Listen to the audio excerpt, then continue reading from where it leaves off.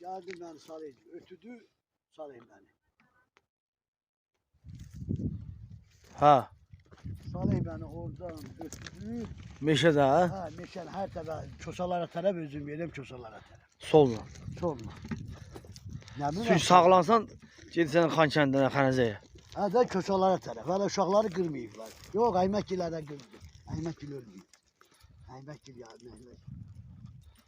Aymakgil ölmüyor. Her taraf çosalar taraf. Ha.